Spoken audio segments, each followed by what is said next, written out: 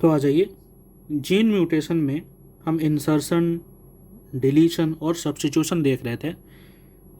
किसी कारण से सब्स्टिट्यूशन पहले वीडियो में नहीं आ पाया। हम यहाँ से शुरू करते हैं। हम देख रहे थे जीन म्यूटेशन किन कारणों से होता है। तो इंसर्शन से होता है, डिलीशन से होता है एंड सब्स्टिट्यूशन से। सब्स्टिट्यूशन में हम देख रहे हैं कि यहाँ पे हमने ये जो जी है इसको सब्स्टिट्यूट कर दिया है। किससे सब्स्टिट्यूट किया है? ए से। सब्स्टिट्यूटेड बाई ए। जी के जगह हम ए ला के रख दिए हैं और हमारा ए you ji A U A बन गया है। बाकी जगह सेम है, बाकी जगह सेम है, लेकिन ये हमारा जो फर्स्ट कोडोन है, जो पहले ए यू जी था, वो अब ए यू ए हो गया है। तो इस तरीके से इंसर्शन करके भी हम जीन म्यूटेशन करा सकते हैं। सब्स्टिट्यूशन करके, सॉरी, तो इंसर्ट करके, मतलब मान लीजिए यहाँ मैं कुछ इंसर्ट कर दूँ, जी की जगह ए इंसर्ट कर दूँ तो म्यूटेशन हो जाएगा। डिलीशन मतलब जी हटा ही दूँ यहाँ से तो वो डिलीशन हो गया, और जी की जगह कुछ डाल दूँ तो ये सब्स्टिट्यूशन हो गया। आगे देखते हैं। सब्स्टिट्यूशन में एक और कॉन्सेप्ट है, इसे हम देख लेते हैं जल्दी से। एक मिनट। सब्स्टिट्यूशन में एक और कॉन्सेप्ट है हमारा, जैसे कि मैं प्यूरीन को प्यूरीन से ही सब्स्टिट्यूट करूं और पायरिमिडीन बेस को पायरिमिडीन से ही सब्स्टिट्यूट करूं, तो इसे हम बोलते हैं ट्रांजिशन। इसे हम क्या बोलते हैं? तो इस तरीके के सब्स्टिट्यूशन को हम बोलते हैं ट्रांजिशन। इसको बोलेंगे हम ट्रांजिशन। इस तरह के सब्स्टिट्यूशन को हम ट्रांजिशन बोलेंगे। फिर हम क्या कर सकते हैं? फिर हम कर सकते हैं प्यूरीन को पायरिमिडीन से सब्स्टिट्यूट कर सकते हैं, या फिर पायरिमिडीन को प्यूरीन से सब्स्टिट्यूट कर सकते हैं। तो इस तरह के सब्स्टिट्यूशन को हम फिर बोलते हैं ट्रांसवर्शन। इसे हम बोलेंगे ट्रांसवर्शन। ट्रांसवर्शन, तो इस तरह के सब्स्टिट्यूशन को हम बोलेंगे ट्रांसवर्शन। प्यूरीन को प्यूरीन से किया, पायरिमिडीन को पायरिमिडीन से किया तो ट्रांजिशन, प्यूरीन को पायरिमिडीन या पायरिमिडीन को प्यूरीन से किया तो ये ट्रांसवर्शन। जैसे कि ये रहा, जैसे कि हम क्या कर सकते हैं, GAG जो कि एक प्यूरीन है, इसे हम सब्स्टिट्यूट कर सकते हैं पायरिमिडीन से, GUG से इसे हम सब्स्टिट्यूट कर सकते हैं पायरिमिडीन से। ये हमारा जो है वो पायरिमिडीन है, तो GAG को GUG से हम सब्स्टिट्यूट कर सकते हैं। आगे देखते हैं। आगे है हमारा फ्रेम शिफ्ट म्यूटेशन। इसे भी आपने जेनेटिक्स में पढ़ा होगा, फ्रेम शिफ्ट म्यूटेशन। ये क्या होता है? तो इसमें इंसर्शन और डिलीशन ऑफ वन और मोर न्यूक्लियोटाइड सीक्वेंस। सीक्वेंस है सिर्फ न्यूक्लियोटाइड, एक या एक से ज़्यादा न्यूक्लियोटाइड सीक्वेंस का इंसर्शन या डिलीशन दोनों हो सकता है। इंसर्ट भी कर सकते हैं, डिलीट भी कर सकते हैं इसमें, बट नॉट मल्टीपल ऑफ 3। लेकिन वो 3 के मल्टीपल में नहीं होना चाहिए, 3 का एक साथ, क्योंकि 3 कोडोन AUG हो गया।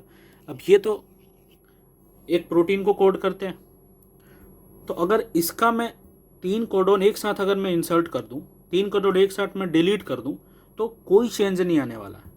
चेंज तभी आएगा जब या तो मैं एक कोडोन को इंसर्ट या डिलीट करूं, या 2 कोडोन को एक साथ इंसर्ट या डिलीट करूं।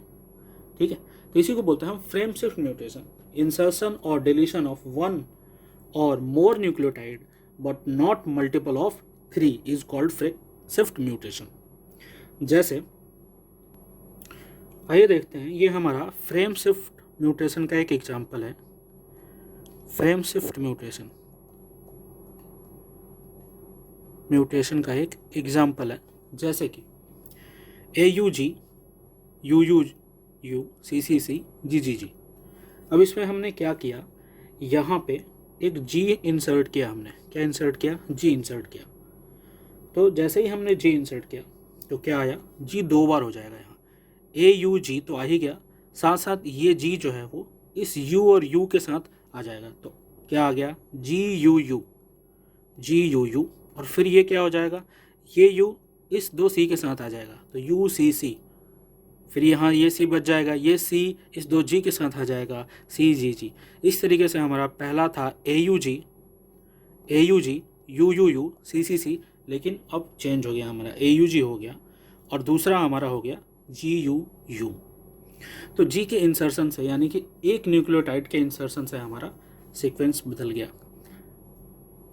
दूसरा देखते हैं, हमने फिर से एक G इंसर्ट कर दिया यहाँ पे, फिर से क्या इंसर्ट कर दिया यहाँ पे हमने, फिर से जैसे 2G तो हो ही गया था, एक G हमने फिर से यहाँ इंसर्ट कर दिया, एक G हमने फिर यहाँ इंसर्ट कर दिया। तो अब क्या हो जाएगा, AUG तो AUG ही रहा, यहाँ पे GGU GGU हो गया, और ये U जो है वो इस दोनों के साथ आ जाएगा, तो UUC और ये C जो है वो इन दोनों के साथ आ जाएगा, तो हो जाएगा CCG। तो एक बार हमने G इंसर्ट किया, एक बार फिर से G इंसर्ट किया, फिर भी न्यूक्लियोटाइड सीक्वेंस में बदलाव रहा।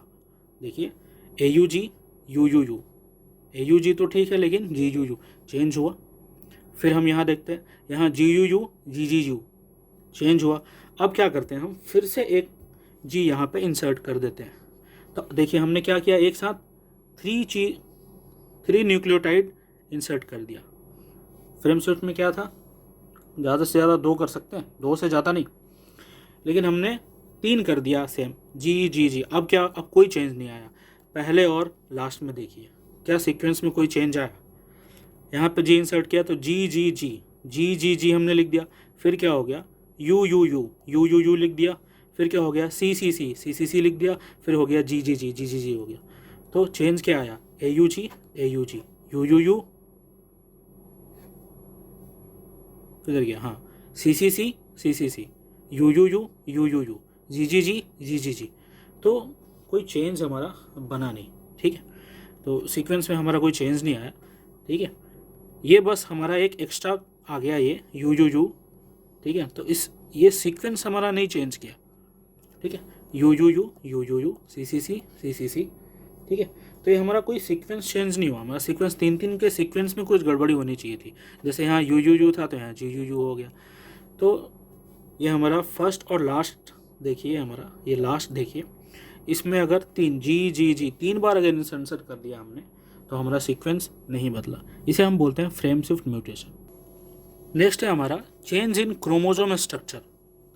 तो क्रोमोसोम स्ट्रक्चर में क्या बदलाव आता है म्यूटेशन से, तो इसमें भी हम कुछ ऐड कर सकते हैं, कुछ डिलीट कर सकते हैं और कुछ ट्रांसलोकेट कर सकते हैं, ठीक है।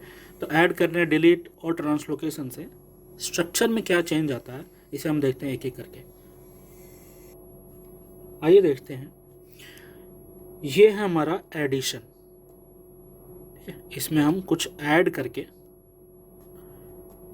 हम स्ट्रक्चर बदल रहे हैं। जैसे कि हमने यहाँ पे कुछ ऐड कर दिया, एक सीक्वेंस हमने ऐड कर दिया, ठीक है। ये हमारा क्रोमोसोम का सीक्वेंस है ABCDEFG ABCDEFG। इसमें हमने कुछ ऐड कर दिया। यहाँ पे हम कुछ डिलीट कर देंगे, जैसे कि ये सीक्वेंस हम गायब कर देते हैं। जैसे कि ये जो सीक्वेंस है हमारा, ये हम गायब कर देते हैं। ये A वाला जो सीक्वेंस है वो हम गायब कर देते हैं। ये A सीक्वेंस हमने गायब कर दिया, तो ये डिलीट हो गया। फिर है हमारा ट्रांसलोकेशन। ये एडिशन से स्ट्रक्चर हमारा चेंज हुआ, ये हमने डिलीट किया, डिलीशन से स्ट्रक्चर चेंज हुआ। आगे हमारा ट्रांसलोकेशन, उसे देखते हैं। आइए देखते हैं, ये हमारा क्रोमोसोम है, ये हमारा ट्रांसलोकेशन, इसके टोपी उसके सर, ठीक है।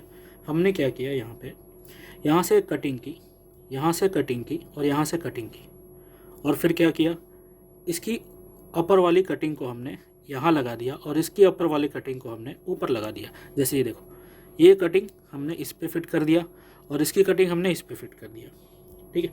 तो इससे भी स्ट्रक्चर चेंज हो गया। तो हमने क्या देखा, अभी तो देखा कि क्रोमोसोम स्ट्रक्चर, एडिशन, डिलीशन और ट्रांसलोकेशन हमने देखा। इसे हम ट्रांसलोकेशन बोलते हैं, इसे हम बोलते हैं ट्रांसलोकेशन। अब आगे हमारा चेंज इन क्रोमोसोम नंबर।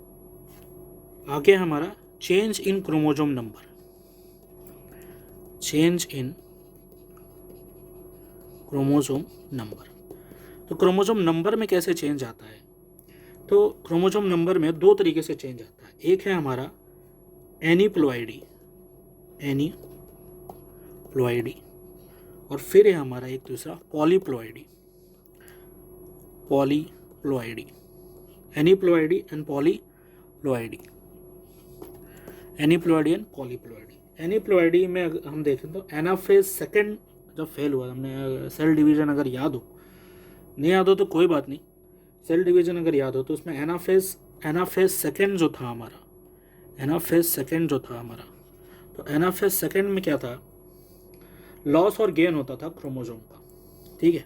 और पॉलीप्लॉयडी में अगर हम देखें तो इसमें क्या होता था, साइटोकाइनेसिस फेल्यूर के कारण, इसमें पॉलीप्लॉयडी कब आता था, cytokinesis failure, cytokinesis failure, cytokinesis अगर फेल हो जाता था तो क्या होता था, एक ही सेल के अंदर बहुत सारे क्रोमोसोम आ जाते थे, ठीक है, जिसके कारण सेल डिवीजन में साइटोकाइनेसिस फेल्यूर, न्यूक्लियर फ्यूजन हुआ लेकिन साइटोकाइनेसिस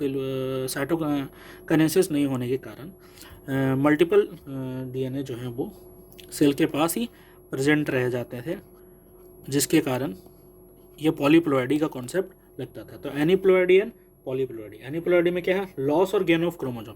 इसमें क्या होता है, एनीप्लॉयडी में क्या होता है, एनीप्लॉयडी में होता है लॉस, इसमें होता है लॉस या गेन, ठीक है ना। इसमें एनीप्लॉयडी में लॉस हो जाए या गेन हो जाए, किसका, क्रोमोसोम का, क्रोमोसोम का। और पॉलीप्लॉयडी में क्या होता है, साइटोकाइनेसिस फेल्यूर के कारण न्यूक्लियर फ्यूजन में सेल डिवीजन में साइटोकाइनेसिस फेल्यूर के कारण डीएनए, तो मान लीजिए डीएनए डबल हो गया, ठीक है, डीएनए जो था वो जो है डबल हो गया, ठीक है, लेकिन साइटोकाइनेसिस नहीं हुआ। तो एक ही सेल में अब क्या हो गया, ये जो एक डीएनए है ये डबल हो गया, तो दो आ गया ना, साइटोकाइनेसिस भी तो होना चाहिए था, ठीक है। तो आज के लिए बस इतना ही। अगली बार जो हमारा ये जो मेन चैप्टर है हमारा इकोलॉजी, वो चालू करेंगे और हम पॉपुलेशन इंटरेक्शन पढ़ेंगे। क्या पढ़ेंगे, पॉपुलेशन